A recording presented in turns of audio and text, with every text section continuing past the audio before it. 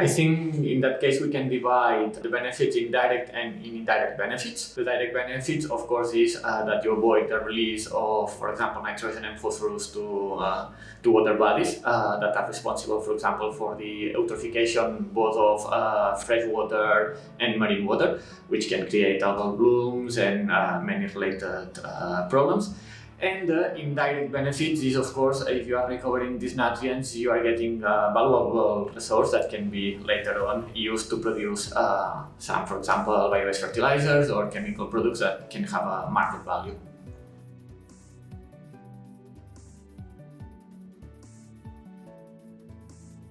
Nitrogen-rich side streams can be very complex in nature, so usually you need to integrate several technologies to reach the highest possible energy and recovery efficiencies. And with bioelectrochemical systems, we can take advantage of the benefits of both the biological and the electrochemical processes.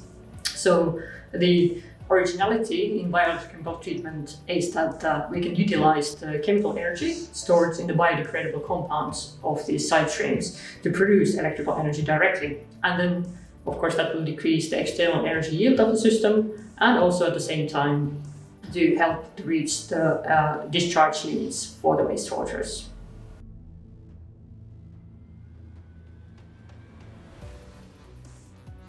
So I would say that there are three main limitations. One, of course, is the economic efficiency of the process. Let's say that from a technological point of view, you have many options, but not all of them are economically feasible. Then there is a second important problem for me, which is the product quality. So in the end, maybe you are able to recover nitrogen, but the quality of the product does not reach the needs of the market.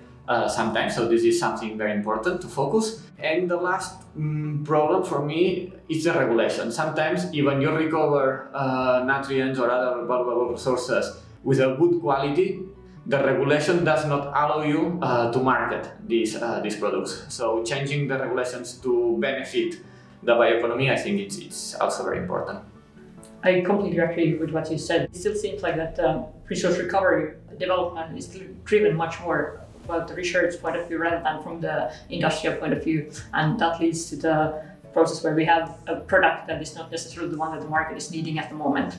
And then, of course, this social aspect that the people have this kind of perception of a product that's coming from waste, so then we still need a bit of a change of a point of view towards products that we are producing from this kind of streams that are considered waste at the moment.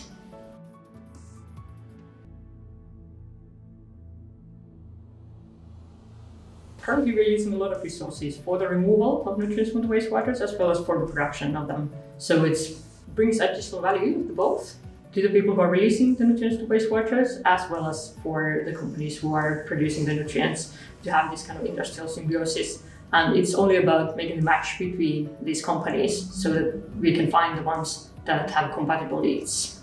I totally agree. I think just industrial symbiosis just makes sense. So especially thinking that, for example, in Europe is relying a lot on imports of a lot of critical raw materials, nutrients, and a lot of other things. So it makes a lot of sense to try to recover these nutrients, and industrial symbiosis is a great way to start. In fact, I think with the EU Green Deal, farm to fork strategies, and everything that is moving on in terms of regulation, it will improve a lot the possibilities of the companies to get there.